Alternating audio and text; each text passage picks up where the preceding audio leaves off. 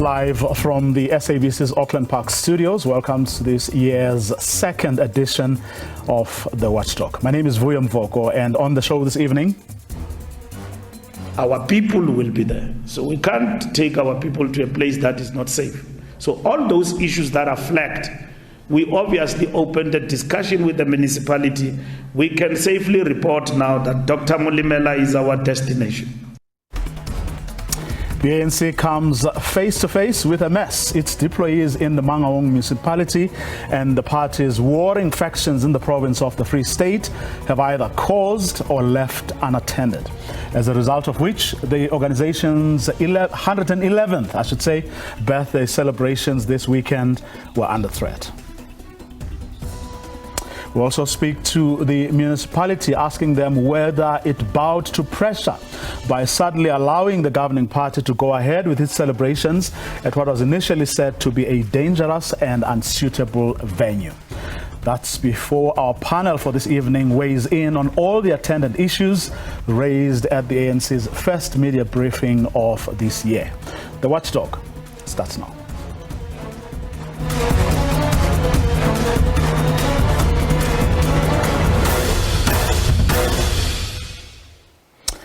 The man elected 2 weeks ago to now run the governing party full-time, ANC Secretary General Fikile Mbalula, says he has managed to deal rather speedily with the issues that threatened the party's birthday celebrations. Now, days before the ANC faithful descend on a Bloemfontein, a letter surfaced written by the Mangaung municipality's sitting manager, revealing that the stadium where the ANC's Sunday birthday celebrations would be held was dilapidated, non-compliant, and therefore not equipped to hold the event. The city manager asked the ANC to consider finding an alternative venue because the Dr. Molimela Stadium had no running water, fire safety certificate, or operational lifts, and its toilets were vandalized. ANC Secretary General Fikile Mbalula has vowed to end the political instability and chaos in the Mangaung Metro municipality. The Mangaung Council is faced with a fragmented and divided ANC caucus, which has affected the municipal finances negatively and hampered service delivery. The instability was also seen in the battle over who is the actual municipal manager in the metro. The ANC Free State interim provincial structure has submitted 3 names to the party's national officials to choose a new mayor. The Troika issues, we need to attend to that. On the 4th in the evening, we are meeting with the IPC. And part of the issues we are going to deal with in Mangaung is that anarchy, where ANC members are doing as they wish. They must be told, whoever they are, wherever they are, that that holiday is over. There will be no ANC member in this country going forward who will be allowed in our name to work with the opposition without the mandate of the organization. That is anarchy, the highest state of disorder. The center must hold, and that's what is going to happen. Despite the instability and chaos in the municipality, the ANC was able to get the safety regulations at the Dr. Petros Molimela Stadium sorted. The municipality had communicated with the ANC on the infrastructure and safety problems plaguing the stadium. Our people will be there, so we can't take our people to a place that is not safe. So all those issues that are flagged, we obviously opened a discussion with the municipality. We can safely report now that Dr. Molimela is our destination. And all issues raised in the letter have been attended to between ourselves and the municipality. So all of those issues are addressed. The people of Mangaung and the Free State will benefit economically from the party's January 8 statement, but issues pertaining to service delivery and good governance in the metro still need to be addressed. Samkele Masego, SABC News, Johannesburg.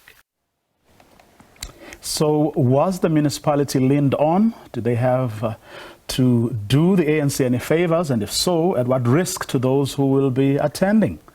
Ondile Kedama is the Mangaung municipality's spokesperson. He joins us on the line. Mr. Kedama, good evening. Thanks very much for your time. One set of rules for the ANC, another set of rules for the rest of us. Evening, Mvoko, and the viewers at home. There are no sets here. It's pure administration. ANC gathering or EFF gathering or any other organizations gathering are being treated the same by the facility management.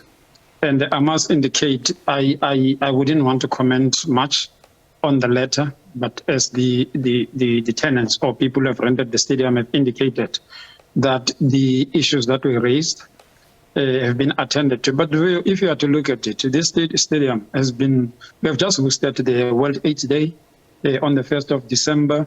So the reason that I don't want to comment on the letter, I find some kind of a bit of exaggeration in terms of the issues that were supposed to be attended to.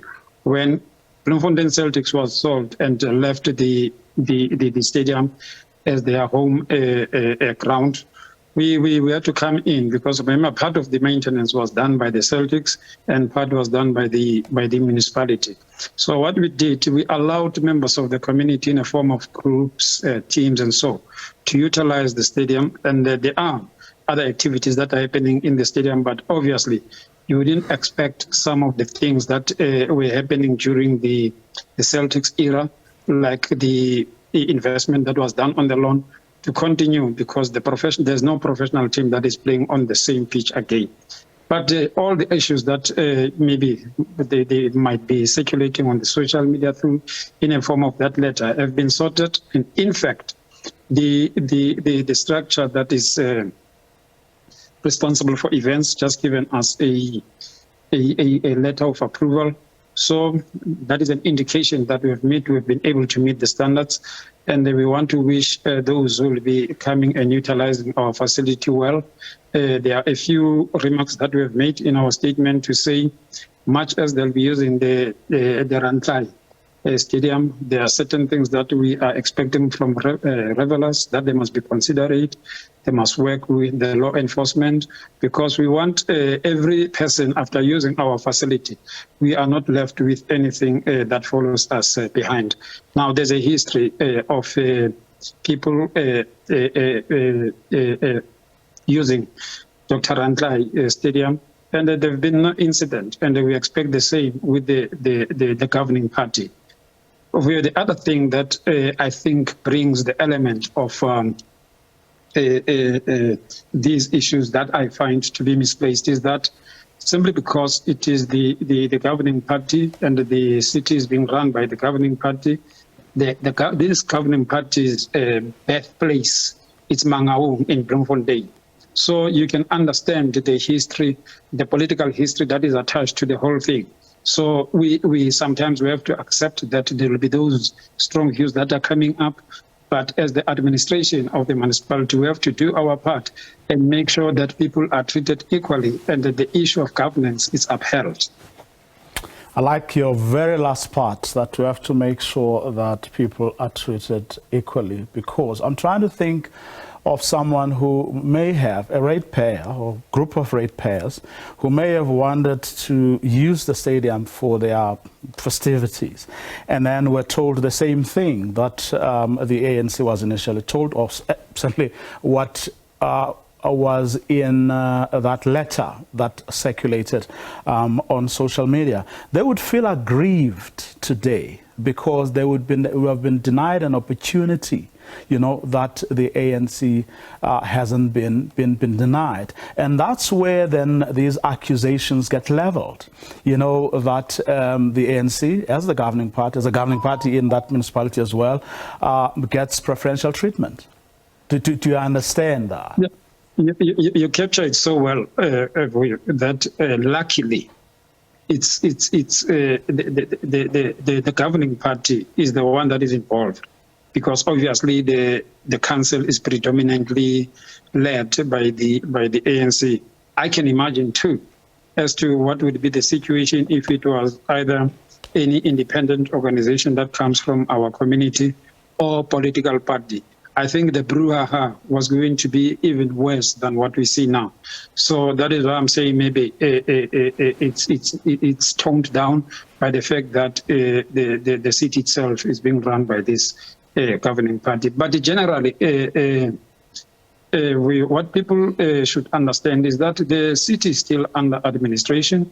It is led by the national team as deployed by Mangaung Zuma, and at the center of their deployment into the city, it is to deal with financial recovery plan. I'm going to get into that. I'm going to get into that in a second. But I just want to finish a point on what I was asking earlier, just for the sake of clarity, and hopefully your answer will put this matter to bed. Did the city manager lie in that letter, or exaggerate, as you say, or was that letter fake? In other words, didn't come from him and was not informed by reality on the ground? Well, the signature of the acting city manager has been attached into the letter. But again, for you do not want to get into real or intense administrative issues, because sometimes you get a head of the department of the city manager signing some of the things that are brought by either general manager or the manager down there. And then the poor man has got confidence into the administrative officials and doesn't understand the implications that some of these things have. And I find that element into the signature in this letter, that I wonder if the acting city manager understood the impact that this would have, because he is not a facility manager. If any manager of who belongs into the facility subdirectorate comes or the sporting facilities come and say, city manager, I've dealt with these people and this is how the situation looks like, the poor man will sign, because he's supposed to have a confidence into this official. So I feel that there is that element. But at the heart of the entire thing is that we have been able to accede to some of the things that comes into the letter that are supposed to be fixed. If it's ablution, the ablution is there. If it's looking at some of the areas, looking at the irrigation and so forth, those things have been dealt with, and that is what puts the city into comfort at this stage. Well, an interesting answer there, which raises quite a number of questions, but I focus on two. One is, I mean, if let's just say, hypothetically, from what you just said, that indeed someone then brought to the city manager's attention something they exaggerated, or that was just simply not true, and the poor guy, as you called him, then signed off on that. There should be consequences for that person or persons who may have been involved there, and the question is whether there will be, because I mean they will have this brouhaha, as you call it, could easily, in fact it has, put your own reputation as the municipality or people running that municipality into disrepute, I would argue. The second question is whether, in fact, this whole episode was brought about by the factionalism we've seen within the ANC, but that has gone further to actually cripple this municipality to a point where it had to be put under administration.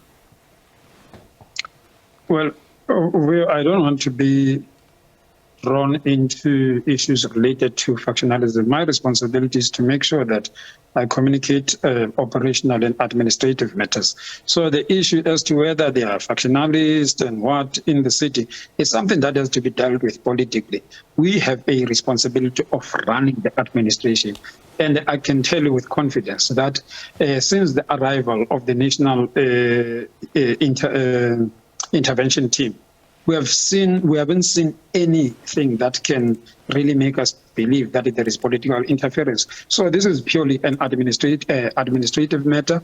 And to go to your second or the other question that you posed, if there's a need for us to take steps on any of the officials based on what has transpired, that really tampers with our image, our reputation and integrity as the municipality, will definitely be doing so. Meaning, this is not the matter that will just go away just like that, simply because the event is over. And so we need to follow up on this matter, because this matter has got serious implications for other people, including the acting city manager himself.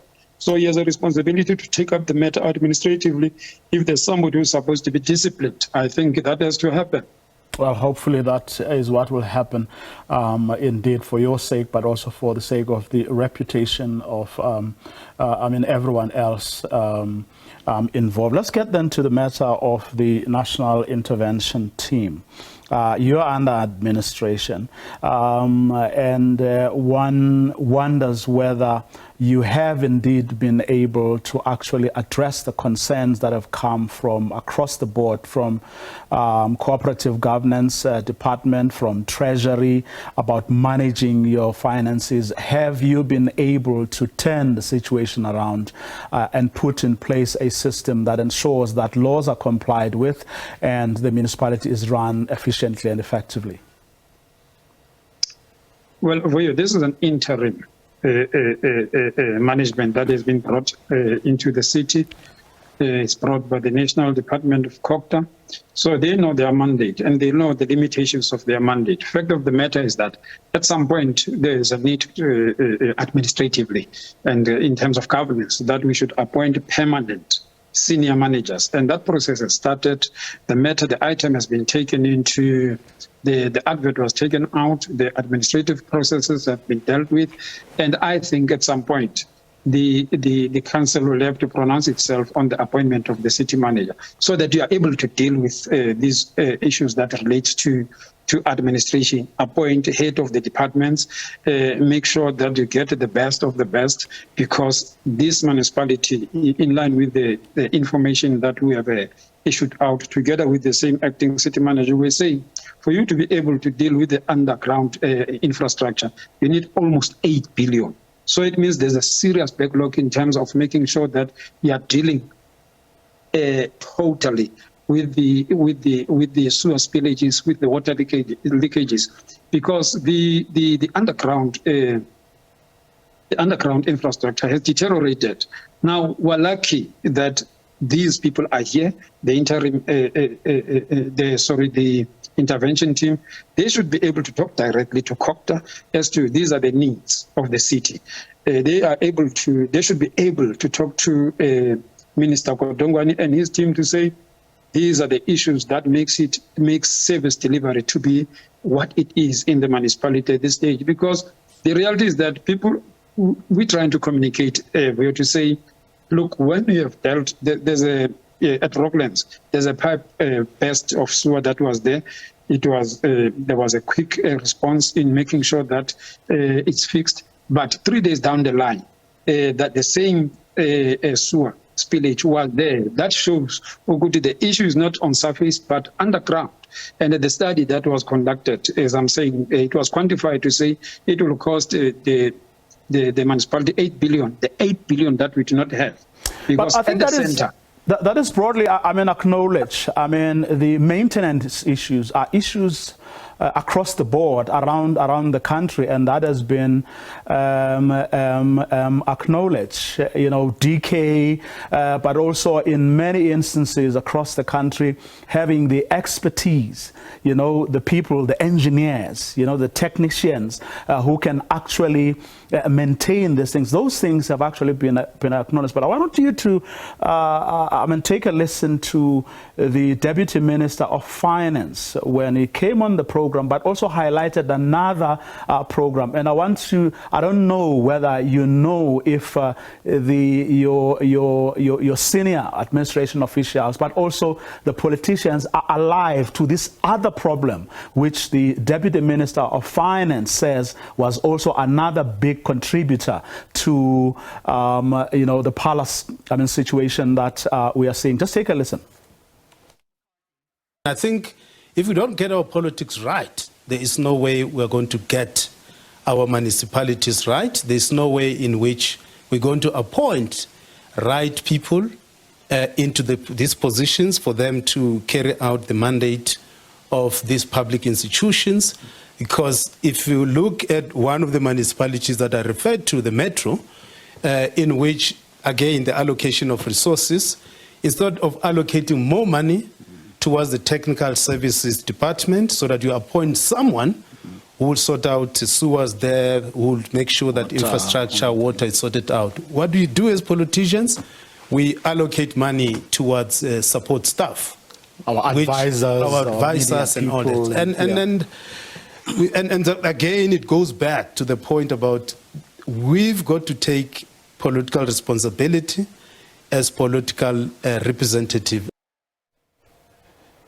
As far as we are aware, is everyone alive to that reality as well, or that big contributor as well, in that often there is money in the system, but the kinds of decisions that are taken, are the ones that actually defeat, the purpose of what, for example, that intervention team is there to do? I'm alive to those factors, but the other thing that you have to look into, it is the same thing that Dr. Masondo is relating to, that do you have a right skill at the right place? And we have, this is an ample opportunity for the city that as they appoint the city manager and the head of the department, you appoint people who will be able to take the city to another level. But the other thing, which is even bigger than us, it is looking at the equitable share and the model of funding of the municipalities. For example, the revenue that we are collecting, it's far less than what is in our plans in terms of providing quality services. And if you don't get it right, it would reverberate and come back to you in a form of your community complaining that you don't provide quality services. If you look at, for example, I can talk about the city and the fleet that we have. The fleet that we have, it doesn't match what is out there in terms of the collection that we need to do. So we have a responsibility of engaging with the departments like finance or national treasury in saying to them, look, here are challenges. Here is the study that we have done. But for us to take a chunk of this elephant, the first phase would be to prioritize the fleet so that you are on schedule in terms of waste collection. Secondly, to look at the revenue collection streams. That would, one, be a bigger picture of addressing the issue of equitable share and the model of funding the municipalities. You can imagine, Vuyo, what happens to the municipalities that are extremely rural, where there's nobody working, where you have only few people working, and you're expecting those people to execute their constitutional mandate. It becomes difficult. So the model that we are currently doing as the country, it's a model that do not necessarily respond to current economic situation, to current challenges of the day. Mm-hmm. So I would want to implore to the leadership of you that this is something that they've been talking about, but this is the time that we need to act as government, let alone the fact that there is mismanagement of finances in other areas, and those who are found wanting, they must actually really be accountable to what they are doing, because the government generally, in terms of fiscal and so, has got a serious problem because it can't meet all its obligation, and the little that we have, you need to cut the cloth according to the size of your body. Mr. Konle Kedama, thank you very much for your time. You're welcome, Vuyo, and listeners, viewers at home.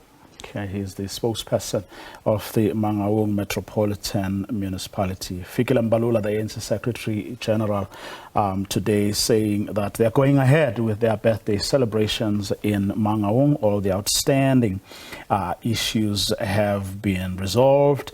This after the city manager had actually written a letter saying the stadium was dilapidated, it was non-compliant, and therefore not equipped to host the big event at the weekend. But all of that has changed. The event is indeed going ahead. After the break, ending the feuding in the Free State ANC is only one in a list of things the ANC Secretary General Fikile Mbalula and the rest of the party's leadership have to deal with this week.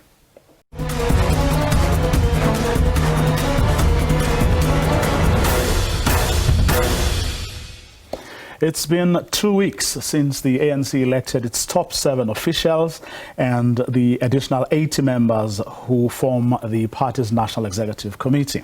And already they have their hands full. Now, part of the reason the Mangaung municipality, which we've just spoken about and which is the city playing host to the party's birthday celebrations this weekend, the reason they are in trouble has a lot to do with the differences between the ANC's warring factions in that part of our country. The province has witnessed 2 parallel Mangaung regional elective conferences of the ANC taking place simultaneously in Bloemfontein in November last year. Now, both factions have since been issuing statements separately. But today, the factions that have been at loggerheads all along have pledged to set aside their differences in the interest of the weekend birthday celebrations. SABC reporter Vuyo Mvoko and video journalist Semi Maseme have that story. Engulfed by factional battles and now willing to smoke a peace pipe and iron out deep divisions within the ANC Mangaung region, as all eyes are on the party's January 8 main celebrations. However, cracks within the region remain a thorny issue, with many witnessing 2 regional party structures operating simultaneously. A stern warning has been issued for any disruptions. There will be no disruption. You see, when you misbehave, you get punished. Okay?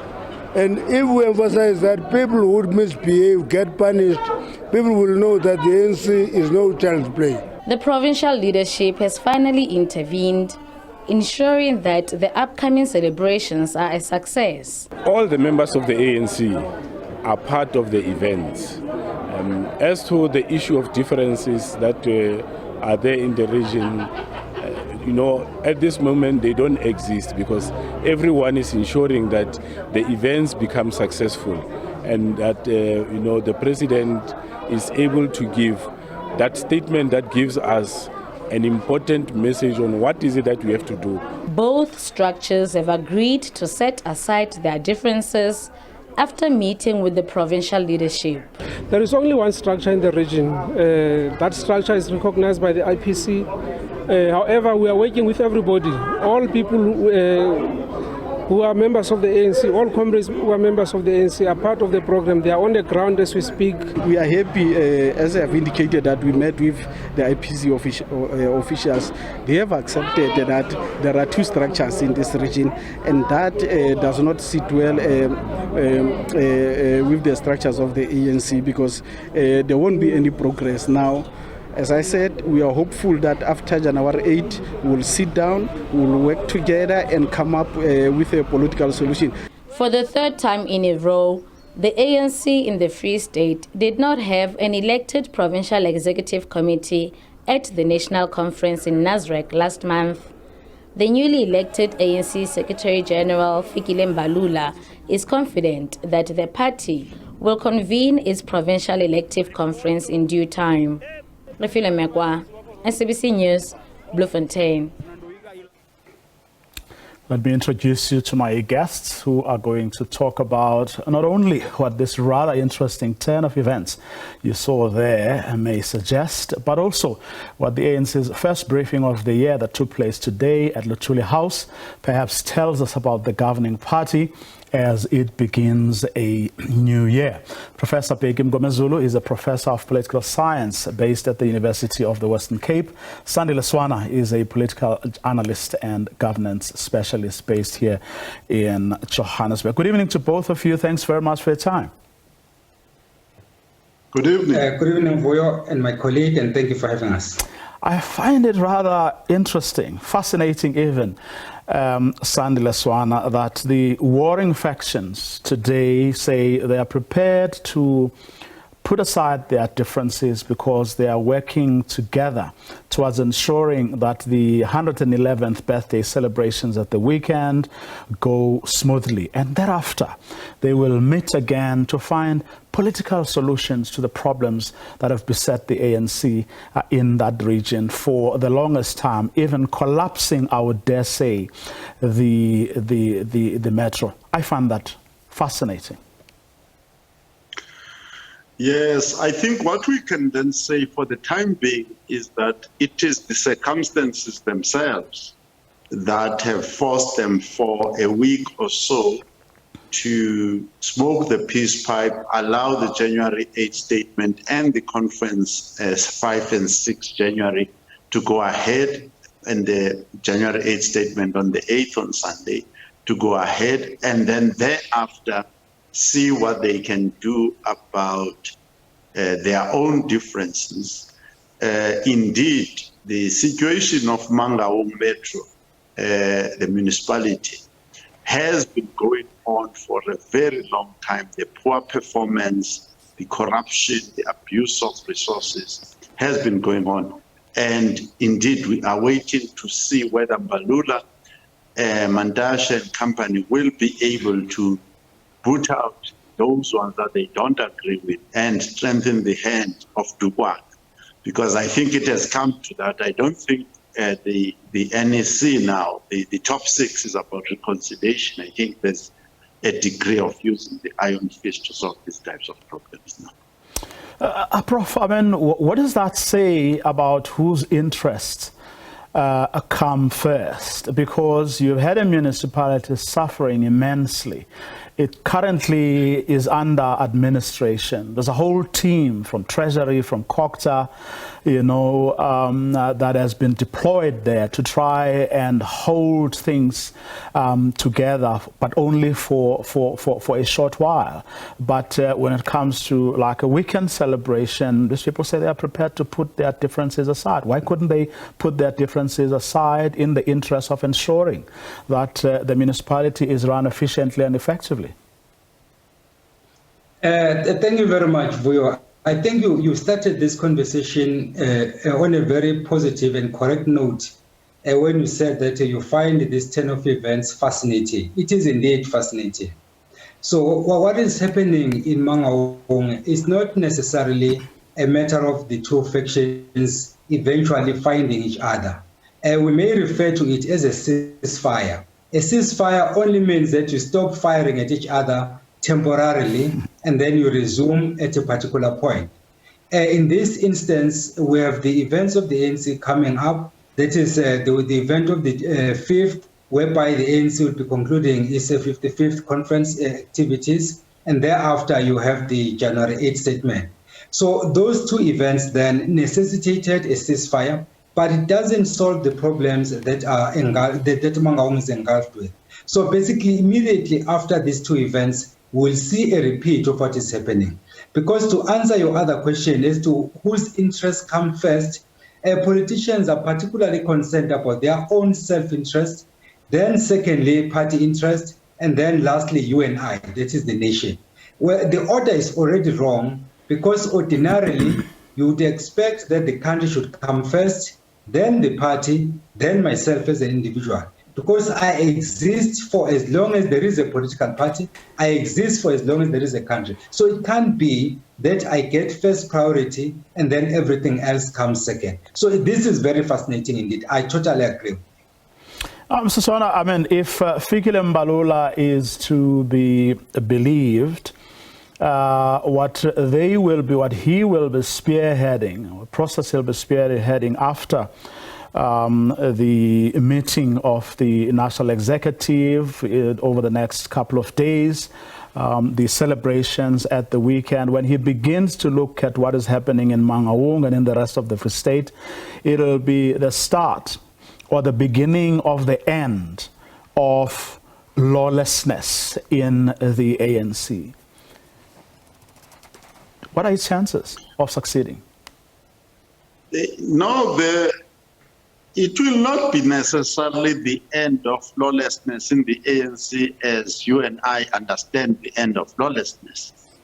It will actually be the launching of Stalinism. It will be the beginning of Stalinism in the ANC, where the iron fist will be more prominent than anything else.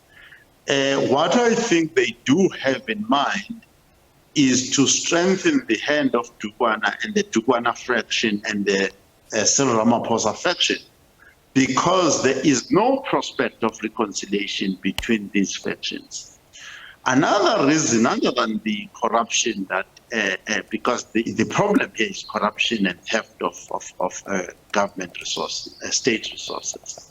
Now, the problem that you have, which is not going to be solved anytime soon, is that by now, even just in a small area like Mangaung, the size of the GDP, the local GDP of that area, the economy, should have probably tripled by now in size in order to accommodate as many people as possible. Now they are fighting over a shrinking cake. They've been depleting the cake, and the cake has been shrinking, and they are fighting over it. And it's going to be a fight to the death. And the Ramaphosa faction is going to go to them with the iron fist and the sword and put them to the sword. That is what is going to happen here. That is no introduction of constitutionalism. No, we can see clearly that Mbalula and company are not interested in being constitutionalist or in obeying the laws themselves. They are already disregarding the laws. They are disregarding moral codes already. If, Prof, I mean, these warring factions of the ANC have no prospects of finding one another, as Mr. Swana says, then is what he calls Stalinism. Is there another way other than Stalinism to actually, get this organization going so that it doesn't collapse the country with it?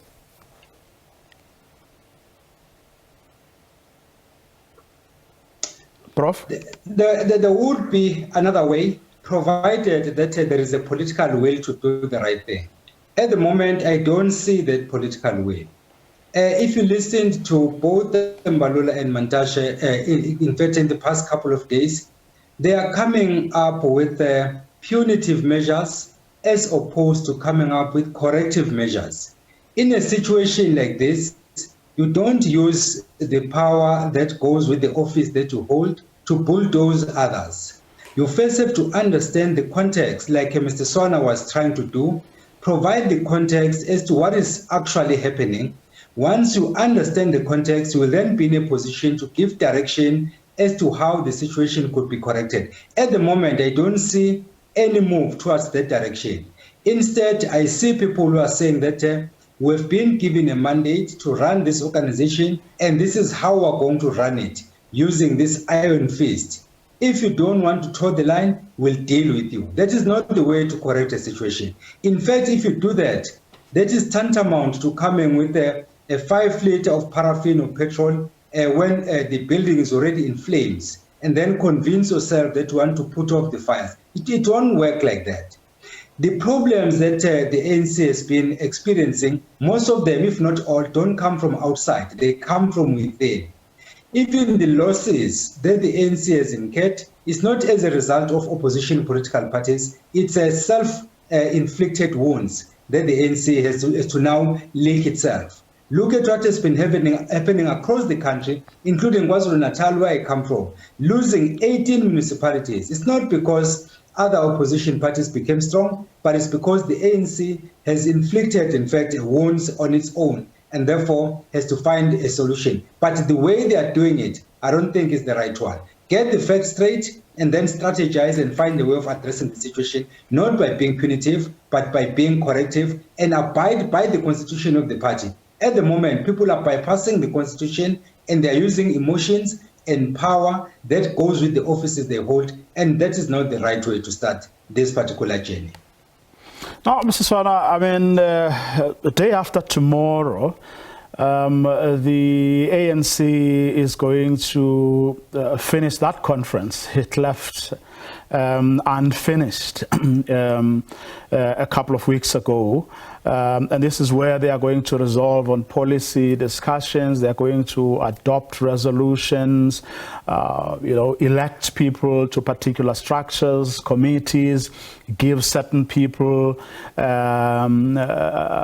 make them in charge of certain portfolios, decide who's going to work full-time at Luthuli House, who may go into government or who's left to go into government, and so on. One wonders, I mean, to what extent is how critical is that 2 days going to be, and to what extent will those, the delegates attending, it's going to be largely virtual, going to start sizing each other up, and testing each other's strength, which would or could, then spill over to how the National Executive Committee of the ANC will operate for the next 5 years?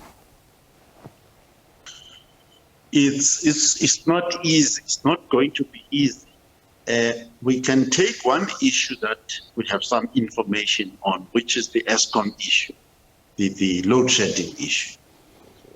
Now, we are all aware that whether Mandashe and company and probably many of us in the public are saying fix your coal power stations and finish the ones that need to be built and create security.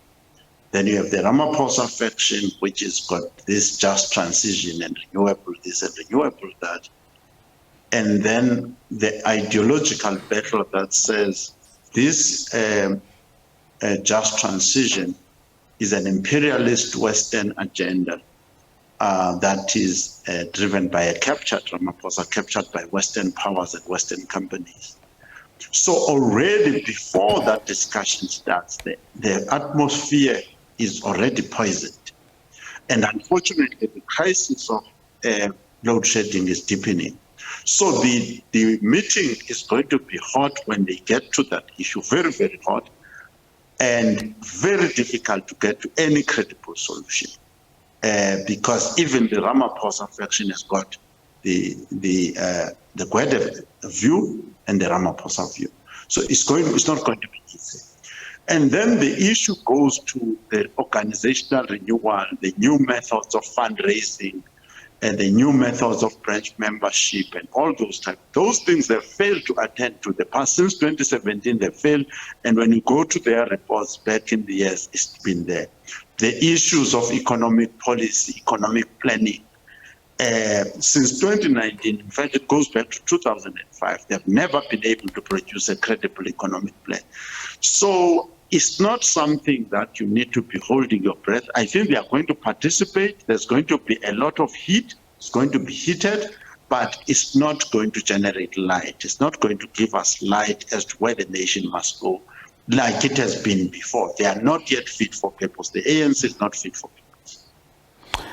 Prof, apart from ESCOM, which Mr. Swana highlights, according to Fikile Mbalula, the issue which is given, Cyril Ramaphosa's detractors, refuge or something to hold on to has, of course, been the issue of Phala, and linked to that, the ANC Integrity Committee's own report on him, which it's currently sitting on. What do you make of the fact that, well, at least according to Fikile Mbalula, those issues are not even going to be discussed at this two-day meeting?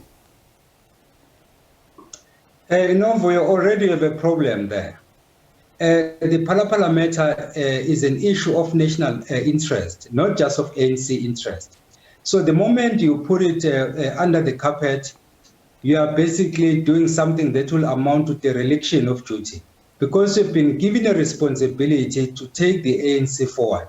And part of doing that is to understand what the key issues are, and then establish the extent to which those issues transcend the ANC boundaries and then become national issues. The Phala matter is indeed a national issue, and it is an international issue, because the reputation of the president is at stake, the reputation of the office of the president is at stake, and then, of course, the image of the country is at stake.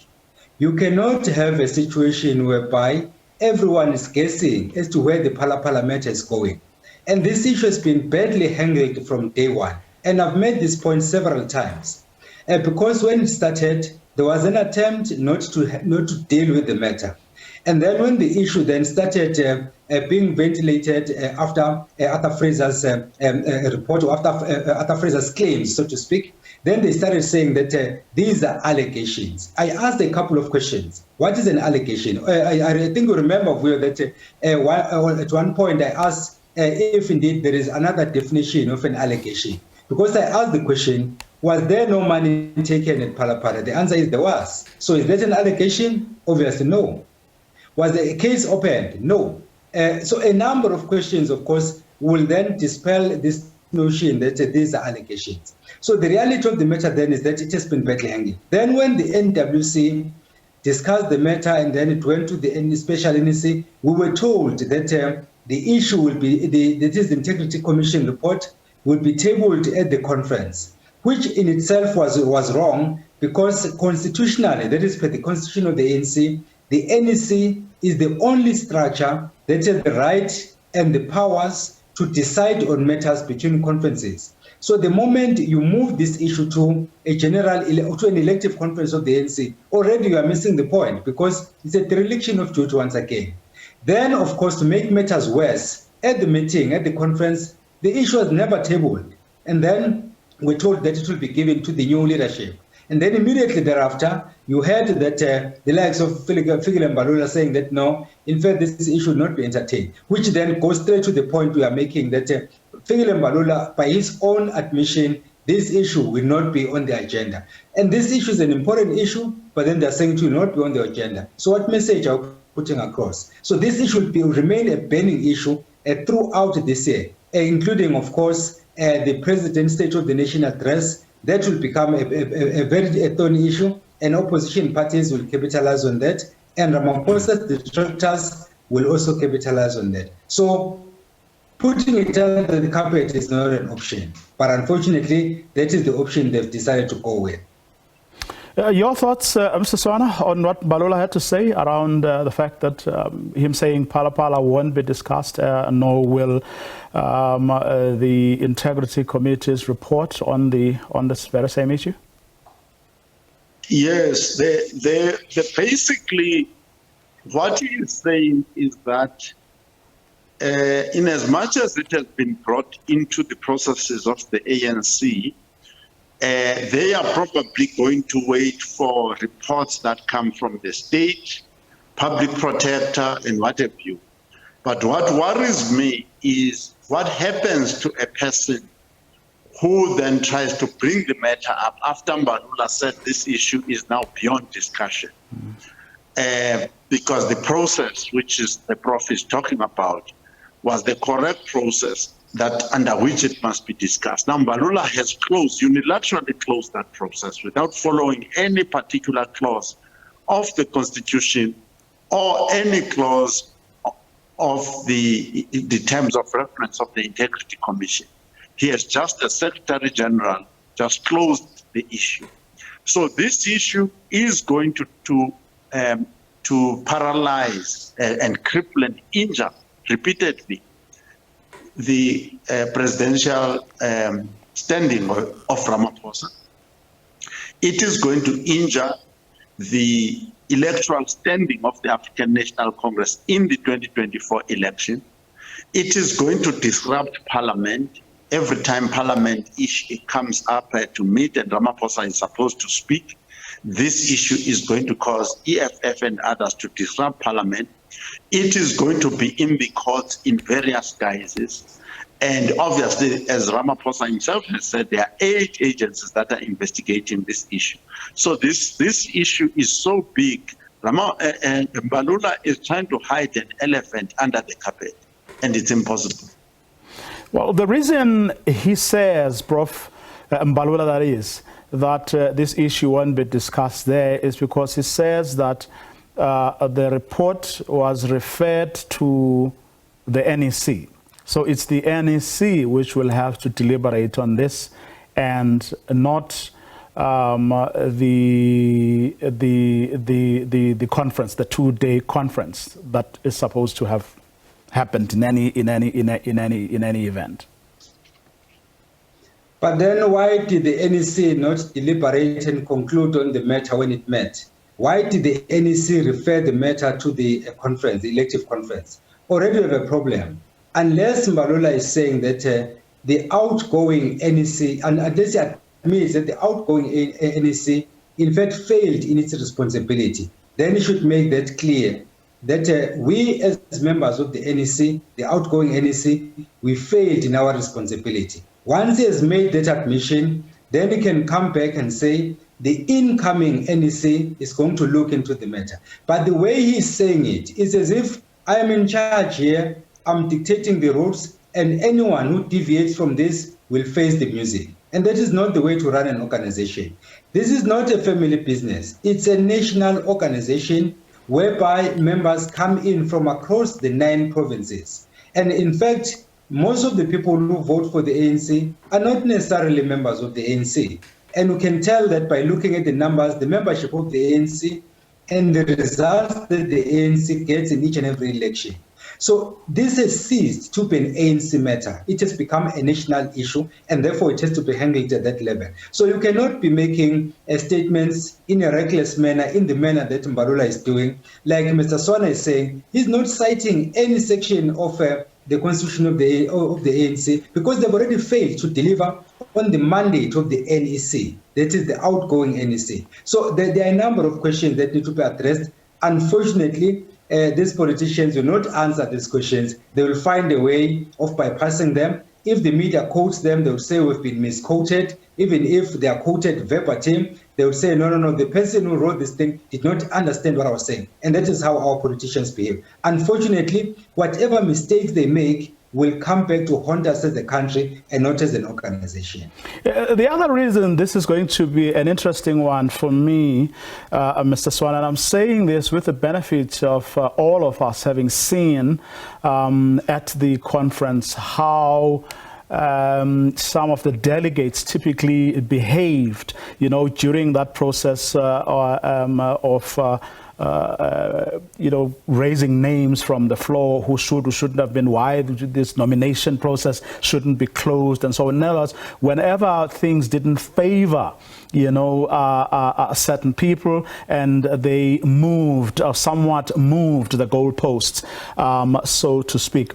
The issue of Andile Lungisa, for example, is going to rise again. Now, we'll recall that he had been suspended, tried to appeal, failed, but then his issue was raised on the conference floor, and conference allowed him to contest, and he was in the top 11 of those people, 80 people who were elected into the National Executive Committee. Now, there's a report that has to come before this a conference, a 2-day conference over the next 2 days. Now, and that report is going to speak to whether or not, or what to do with Lungisa. Now, at the same conference, you're not going to discuss Phala, which both of you, say, is an issue bigger than the ANC. You're going to discuss Lungisa matters, and I don't know how that's going to pan out, obviously, but it's going to be interesting that you're not going to discuss this bigger one, but you'll be discussing these other ones that people may say are smaller ones. Vuyo, some people might have thought I was being disrespectful when I was commenting about the electoral committee or electoral commission of the ANC, to say that if we're to look at it as an institution of public admin, that the people are supposed to be students and practitioners of public administration. For instance, professors of public administration would probably say to you by the time you go to the conference to vote, everybody who needs to be disqualified should have already been disqualified. You can't hold an election and a person rates very highly amongst the voters, and then you come and say you are going to have a private meeting to come and try and disqualify this person or even affirm that person. It's actually just a non-starter. So what it is telling you is that this whole idea of professionalizing the ANC, of renewing the ANC, by and large is refusing to start. You know, the old ANC has died, but the new ANC is refusing to be born. So that is the problem here. And obviously some of the questions you are raising are questions of fairness, questions of professional ethics, to say, are you able to treat cases that are similar or deal with the same area of offense, such as Phala Phala and the offenses of Lungisa and Lungisa, in a fair and balanced way, which is not factional in nature? Because the ANC, if it is to pull itself out of the fire, the worst offenders have got to be treated with utmost fairness. Then we will know that the ANC is starting to be a constitutional body, a Republican type of body, a body that can even respect citizenship, our own citizenship and our own constitution in the country. And the issues you are raising now are showing that actually decisions are made on an ad hoc basis by certain people in the ANC. They are not an automatic operation of the ANC constitution, those decisions that they do make. Sandile Swana, Professor Begim Gomezulu, thanks to both of you for this evening. Of course, the first of many conversations we're going to have about politics going forward as we build up to the state of the nation and beyond. But that's our show for this evening. To join us again tomorrow night, same time. Have a good night.